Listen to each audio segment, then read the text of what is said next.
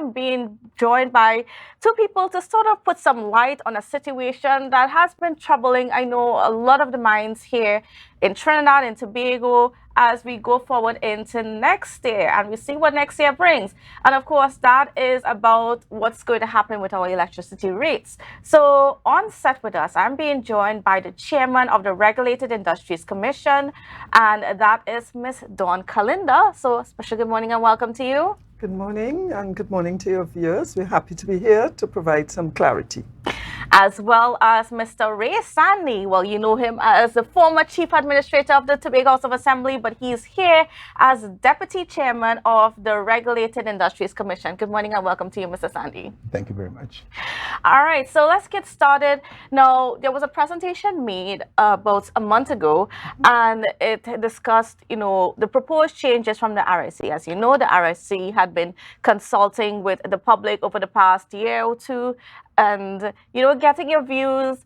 We know how some of those consultations went, the views that were expressed, and they came back to the public and said, here, this is what we come up with, taking on board some of the public's suggestions, and this is what we think is best for the time going forward. Now, first of all, I want to start with, when was the last time we had an increase in our electricity rates? Actually, the last increase was in 2011.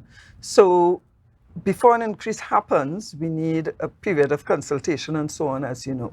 We've only done one of those prior to this one. That one had been done in 2006, and it covered a 5-year period that ended in 2011. And then we had a very long hiatus, and this is the second one. And these rates will cover the period, we think, 2023 to 2028. Now, one of the first things that we've noticed about these changes is that the billing cycle is going to be moving from 2 months to 1 month. And can we get a little bit more perspective as to why this change, why the RIC felt that this change was necessary? Well, maybe I'll ask the Deputy Chair to address. We thought the change was necessary so that people can budget more adequately. I mean, most of our bills are paid monthly, and your electricity bill is paid bi-monthly. But the changes we have made means that you get your bills every month, and you can budget for it. There's a slight increase in terms of the residential customers. There's an increase in the bills, and we expect persons to get accustomed to the monthly billing, like you get your telephone bills and other bills as usual. And what was the reaction that you got from the public when you presented this change in terms of the billing cycle? So the public, I think we had mixed reactions, I would say. We are aware, for example, that sometimes when persons have difficulty with their bills, they will actually go to T&TEC, work out an arrangement, and that is a monthly arrangement. So with respect to somebody's ability to budget, and also with respect to seeing where your consumption levels are and being able to adjust downward, you will get that feedback more quickly. So there were persons who welcomed it. On the other hand, there were persons who felt, right now, in the month when I don't have a bill, I have a little reprieve, and I would want to keep my bi-monthly billing. But overall, for T&TEC and for the customers, we are seeing the advantages. It is a change, and in time, I think people will come to see the benefit of the change. All right, and then next up, we had the presentation where we're moving from a 3-tier system in terms of the costing for the electricity rates to now a 4-tier system. And I know at the press conference, it was a little bit technical. The explanation was a little bit technical. So we're hoping that you can perhaps break that down a little bit for our customers, for our viewers, so they can better understand what this means for them. All right. You want to take that? You can. Yes. Okay. Yeah. Okay. So we added an additional tier to the residential customers. It's now tier 1, tier 2, tier 3, and tier 4. The tier 1 goes from 1 kilowatt hour to 200 kilowatts. Prior to that, there were only 3 tiers: tier 1, tier 2, and tier 3. goes from 1 to 1,000. We have increased the kilowatt rating, if you want to call it that, from 1 to 1,400, and we have 4 tiers. And what we have done also is we have escalated the increase based on as you go from tier 1 to tier 2 to tier 3 and so on. The increase is gradual. What that does is it facilitates persons to determine what their monthly consumption should be, and it will also determine the rate that you pay. So we are encouraging persons to be a lot more conservative in the use of electricity. You know, traditionally we have lights on all day and night. We wash half a load of clothes. We do all kinds of things, and because of the rate of electricity was very, very cheap. And I want to add that the increasing rates will facilitate persons to be a little more conscious about how you use electricity. And even with the increases, our rates are still the absolute lowest in the Caribbean. Well, not absolute. I think Suriname alone has a lower rate than us. But compared to Barbados, Jamaica, and so on, our rates are perhaps 1/3 of what persons in Barbados and Jamaica and so on pay for electricity, even with the increases. So I want to put that on the table also. All right, so, but I want to get a little bit deeper into it as to what it means. So we're moving to this, it's a complicated, well, slightly complicated in the sense that we're moving from 2-month billing cycle to 1-month billing cycle. In terms of dollars and cents, what would that mean for the increase? Like what average increase can we expect to see if these are the rates that are adopted by T&TEC? And of course, we'll get into that conversation a little bit later. Sure. But in terms of what was presented, could we have just a little bit of breakdown in terms of the dollars and cents? Okay, sure. I want to just make a particular point. I know persons have been having problems in computing the bills. We have an RIC calculator, which you can find on our website, ric.org.tt/calculator. You can find a calculator there.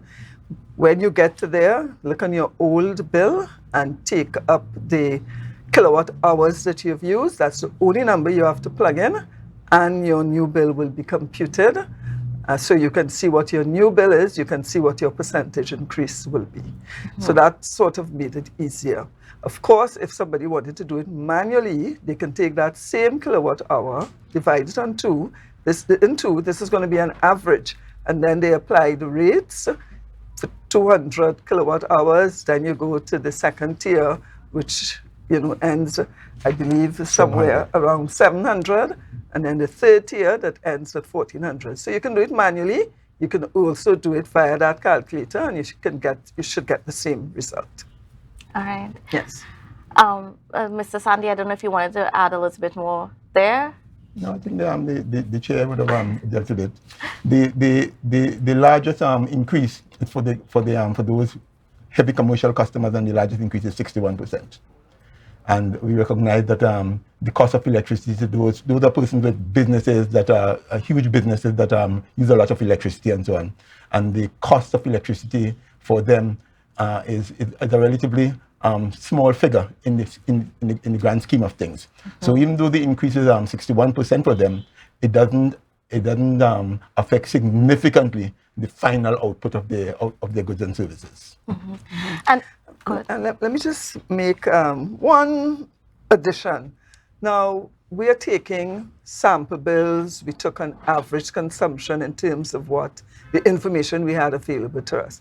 It could quite be possible that people fall outside those bands and could see higher numbers based on their personal consumption. But obviously, we couldn't do every single person's own. And so that's why we've provided the residential custom calculator on the site, and we will be providing a commercial calculator and an industrial calculator as well, just so that people can see those numbers easily.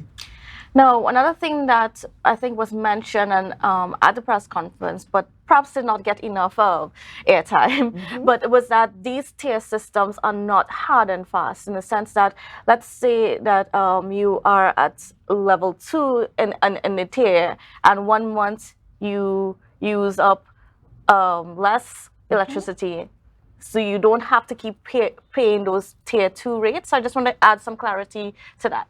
Okay, so I think you're talking about people consumption levels, and that's part of the benefit of giving a monthly bill, that you can quickly adjust your consumption.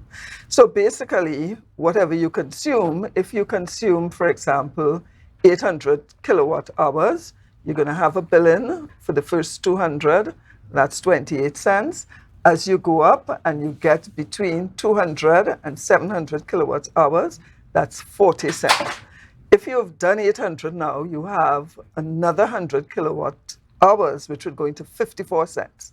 So as you want to make that adjustment to go down back to below 700 or up to 700, you would make those decisions internally to you in your own home, and you should see your bill coming back down. So then your highest consumption level will revert to 40 cents per kilowatt hour, and you would have eliminated getting into the 54 cents band.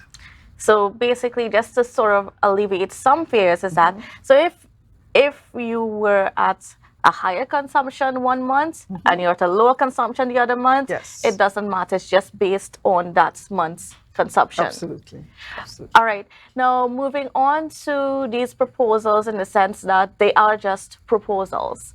And T&TEC still has to decide on their part as to whether or not these that were proposed are exactly the 15 to 64%. These are exactly what that they would adopt into their system. Yes. Well, okay, the percentages that we propose are basically the top end of it. T&TEC can decide to charge less, but they cannot decide to charge any more. That's the legal requirement, that is. So it's T&TEC now, and they can decide to charge less, or they can decide to charge what we recommended. And I think what we recommended are fairly reasonable in the scheme of things. So that's the option that T&TEC has. So we await T&TEC's decision on it, and every year we have a relationship with T&TEC as we do with WASA and so on, to treat with their income and so on. And every year we will look at the income that they have derived, and we can make a determination as to whether or not it should be reduced further and that kind of thing. And then what about in terms of, just the length of time T&TEC is expected to take before they will come back to the public about the new rates? Well, it's in their interest to take as little time as possible, because it's an increase. So if they want to take a year and continue with the current arrangement, then it's to their detriment.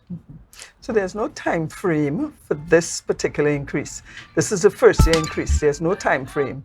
So they can actually, as he said, take as long as they like. And we hope they do come back quite quickly, because in the final determination, there are the rates, but there are some other requirements on T&TEC with respect to the service they should provide. Those requirements are actually in force now. In order for T&TEC to meet those requirements, they need the revenue. So if they don't respond by taking up the revenue, it could affect the other directives that they have to implement.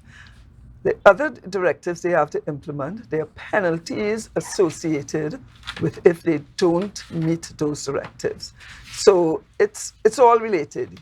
We've provided what we think is a fair revenue for you to be able to meet these directives. The directives are in force, so it's up to T&TEC to respond by taking up their rates in order to meet their directives and avoid further penalties that could be levied on them if they don't meet the service standards and so on that the RIC has set for them. And we have other issues on the horizon now. We have electrical vehicles, for example, EVs, and we have put a process in place where if you have one electrical vehicle, you can take the electrical current, my words, out of your residential home and so on. But if you have more than one, you have to have a special meter for it and that kind of thing. So those are things that will benefit T&TEC. And I want to get more into some of those things along with the changes that are coming for the industrial rates as well as the commercial rates and so on. But we got to take a quick break. So viewers, don't go anywhere. We'll be back with the RIC Commission. Welcome back to Good Morning Tobago on Tobago Updates. Viewers, we are continuing our conversations this morning with the Regulated Industries Commission, and we are here with Ms. Dawn Callender, who is the chairman of the RSC, as well as a deputy chair, Mr. Ray Sandy. All right, so now before we went into the break, we were speaking a bit about the changes to the residential rates for T&TEC that were proposed by the RSC following their consultations throughout the nation. But there are also changes that are coming for commercial. And the reason why I bring this up, because we have quite a lot of businesses here in Tobago. Now, our businesses are micro, small, and medium-sized businesses. We don't have the large businesses. Well, so which means any changes in these electricity rates has a major impact on overheads. So what are the changes that we're talking about for commercials? Right. So I would say that we don't expect that the first year rates would have a major impact on their overheads. And this is because for many businesses, electricity forms maybe a relatively small percentage of their costs. Based on the data that we have looked at, that percentage may be 2%. We know that in some businesses it could be 0.8 and other percentages. So even though the rates are going to be higher in terms of the overall cost of business, it is not going to be, well, I don't want to say that significant, but it's not going to be as much as the electricity increase. And if I could just translate that into numbers, let me say something like this. Even though your electricity rate may go up by 10%, it does not mean that your product costs should go up by 10%. Because when you apply the electricity rate, you look at your new total cost. That is the total cost that you're attempting to recover. So your number would go up, but it's not going up by 10%. And I especially want members of the public to know that, so that after the rates are applied, if, for example, wherever you get your service, the justification for the price increases is being ascribed to the electricity rates, and that justification seems high and substantial, you are within your rights, I would say, to ask a question or to just get to the owner of that business and let them explain further. Of course, when we met with persons who are involved in business, they also are very concerned about their competitiveness. Yes. So they also have their own incentive and their own motive to ensure that while they seek to recover some or part of their costs, they do not change their prices in a way that would not reflect the true increase in electricity rates. Now, I also want to address a concern that we experience here in Tobago when during the pandemic, we had a lot of our hotel plants, guest house plants, struggling to deal with their rates because, of course, I think they're categorized under what, the industry part of categorized. Quite likely, depending on their size. So it's not so much, you're not categorized because of your industry, you're categorized because of your usage. Okay. So some persons who may be operating a small guest house, for example, they may find themselves in the commercial rate. If you have a larger business as a substantial hotel, you're likely to be in the industrial rates. Now, we had a concern because over the pandemic, we did not have any guests coming into Tobago for quite a long time. And our hotels they had to keep the power on because, of course, if you don't keep the power on, your plant gets affected in different kinds of ways. And they did struggle in terms of being able to pay that without any guests or any businesses and so on coming in. Was there any consideration to anomalies like that might happen to, I don't know, sort of mitigate the impact that it would have on our hotel sector, especially here in Tobago, where this is our economy? Right. Well, in terms of the new determination, we did not take that into account because we really looked at what would be normal business operations. I mean, I think we will all admit that the pandemic was an unusual occurrence for us. It was something that we all struggled with.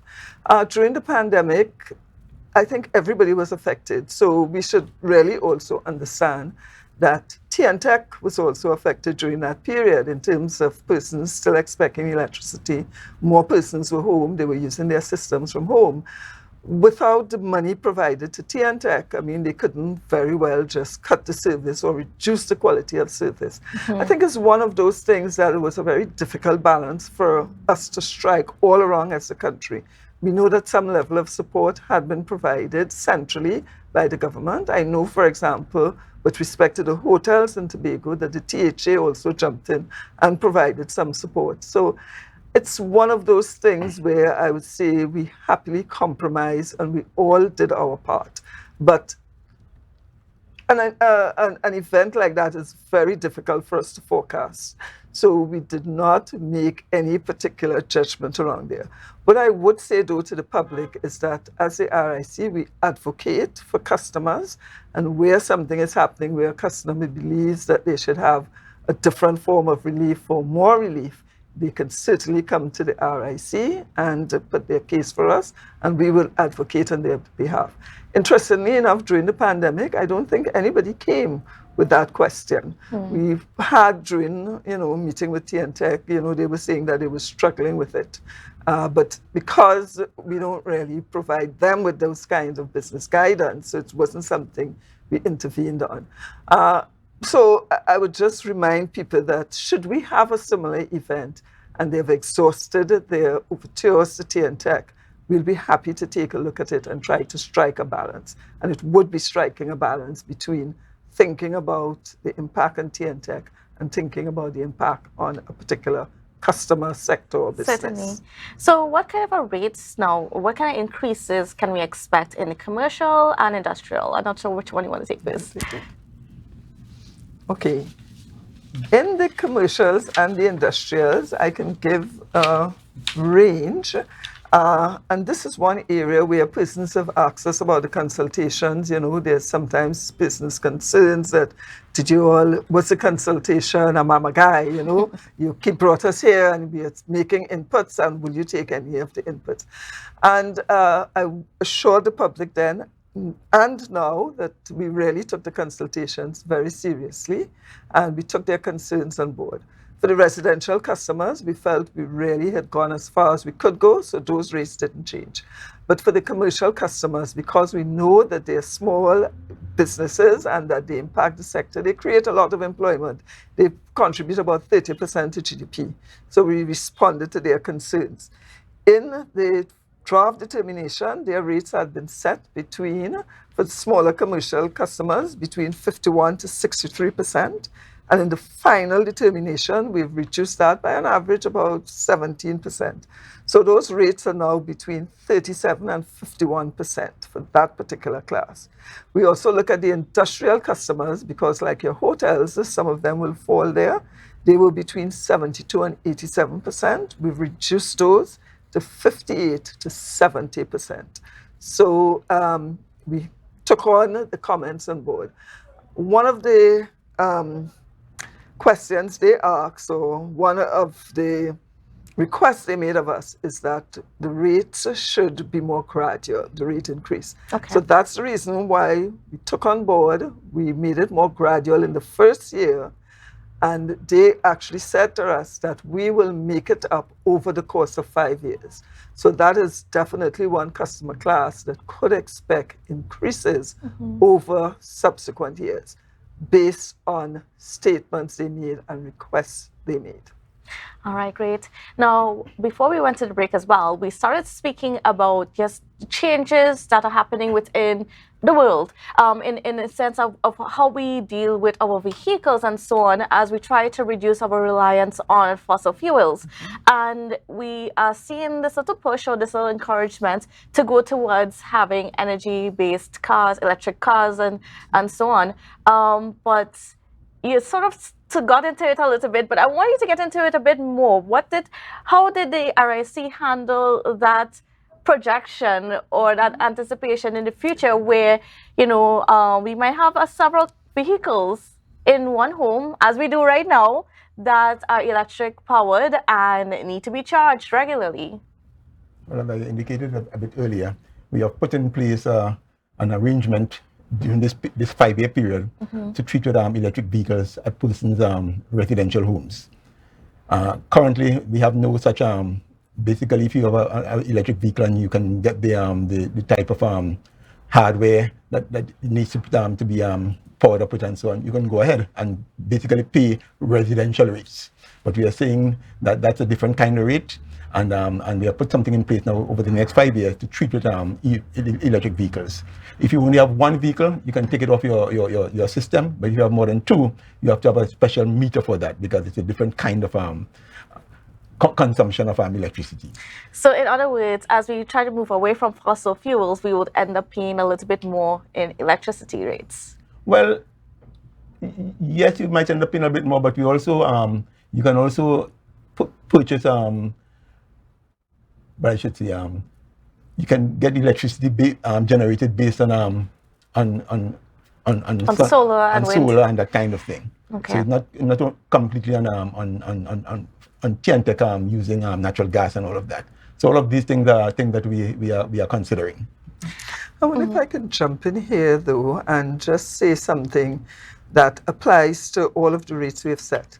During the consultations, I know persons, they responded to the fact that it's going to increase. But maybe one thing that was lost is the fact that our rates are actually quite subsidized across the board. And that's because of the price of gas that T&TEC contracts with NGC. Those prices are below market prices. They are below the true prices. So in addition to the fact that we've said that, let's say for residential customers, those rates are 75% of what they could have been, and that is even using the subsidized price of gas. If the true price of gas is put in there, there is a further 10 to 25%, depending on what the market price of gas is, that every customer is enjoying. So that is something that people must take into account when they think about solar. And we're not discouraging people. I think the world is moving towards solar. We also need to go towards solar. But solar is going to have a different price point that is likely to be higher. So, yeah, and actually, I do want to get into that because for a long time, I think we've T&TEC has sort of discouraged people from going into alternative forms of energy and so on. And so, what was the recommendation? What was the conversations like in terms of encouraging people to have their own energy generating mechanisms within their homes? So that is something that is still being studied. There's no final recommendation on it. I think it's falling under what is called a feed-in tariff mechanism. What that would entail is that persons can, with a sort of license, generate their power for their homes, and if there is surplus power, they can sell it to T&TEC.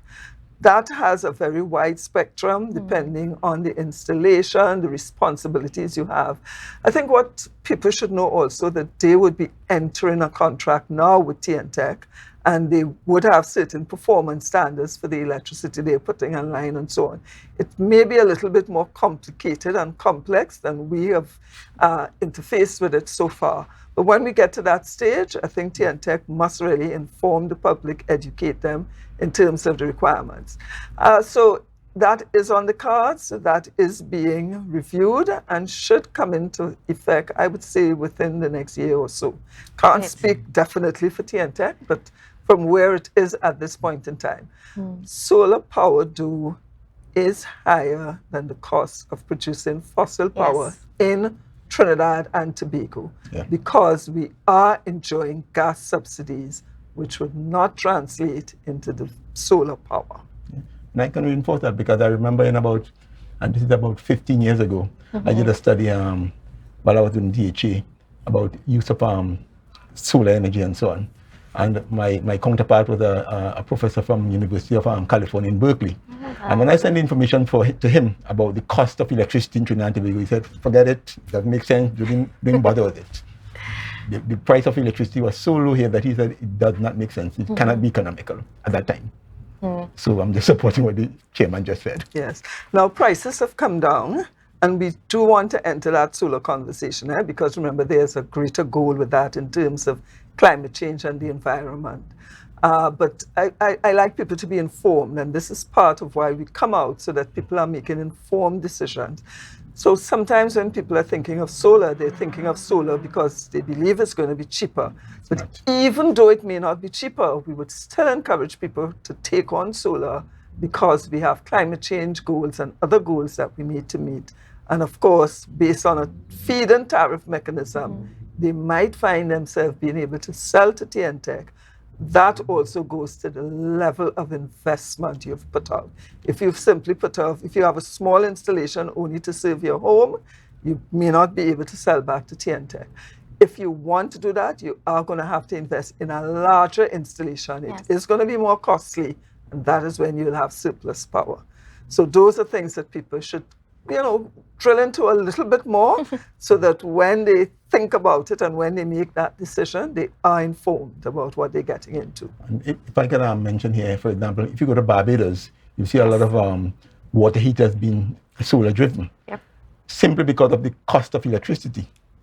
And I think they also have a system where, like, part of their, so they have the water heaters on their roofs, and then they also have part of their energy is supplied by those solar panels, and some of it on the grid. Because of the cost of electricity. Yes. So in Trinidad and Tobago, that does make quote-unquote sense, given the cost of electricity here. So maybe we need to escalate the cost of electricity here to encourage more persons to go into solar, but that's not an RSC matter. I'm not sure how the public would consider that one. But what I can also say is that because that question came to us so frequently, I actually did a little bit of research myself. I went to people who are involved in gas and so on, people in Trinidad and Tobago and outside Trinidad and Tobago. And I asked them, well, why is this gas so cheap? And they said, well, first of all, the subsidy, but also there's no transportation cost. The gas is here and it comes to us directly. But when you think of persons like in Barbados, there is the transportation cost, there are other logistics costs and so on. And that would impact on their final cost. Now, there was another thing that was introduced in your proposals that is quite new to the structure that we have right now, and that is in terms of cryptocurrency mining. There's going to be a charge. There's a recommendation for a specific charge for that, a category for that? Yes, so there's nobody in that category at this time, but persons at least that you know of. No, there's no one there. We actually did some research. I always say we don't speak for T&TEC, but we speak to them and we ask them these types of questions. No one in that category at this point in time, but generally people who are involved in mining cryptocurrency, they look around for low electricity jurisdictions, and that's where they want to operate. I think I would just say the guidelines we have for T&TEC is that they should ensure that these persons are covering their cost to serve, and they don't overburden the system because they operate 24/7. And so they're going to be on all the time. And any price that is charged for them must ensure that T&TEC recovers the cost to serve them. And also, I guess in a sort of proactive way, ensure that they do not compromise what other customers enjoy. Time. All right, great. Well, I think we're out of time for our interview this morning, but we were having such a wonderful conversation. We were. And maybe it's time also for me to just thank the persons in Tobago who came out for our consultations, to let them know that we were very appreciative of the feedback. And I always end by thanking my commissioners, the commissioners with whom I worked, who provided a very steady hand, a lot of good advice and so on for me. And the persons at the RIC who did this work. This work took place over a long period. We got the information, I think, December 2021. It's almost December 2023. 2 years of good work, professionalism, and independence and integrity, I will also say. I like to remind everyone that these rates apply to all of us equally. And the persons who did this work at the RIC did not consider their personal circumstances. They did what was best for T&TEC and for the quality of service we want our customers to enjoy. So. All right. I want to thank you both. I don't know, Mr. Sandy, you want to say anything, or are you good? Just want to support what the chair just said, and to see that the staff of the RIT did a tremendous amount of work. including the board, and we are happy with the outcome of it. And we did take into consideration the comments made by members during the comment period, and we have made a few changes and so on. But we understand that where we are, and our recommendations, if I might say so myself, are very good recommendations. Fair and balanced. Fair and balanced. Fair and balanced. All right. Well, and thank you so much both from the RIC for being here with us, Ms. Callender, Mr. Sandy, and giving us a little bit of more understanding, a little bit more perspective on what is to come. And we're definitely looking forward to see how T&TEC take these recommendations on board and what they decide at the end of it. Thank you. All right, viewers. Well, we got to go for a quick break, but we got a bit more coming up for you on the program, so don't go anywhere.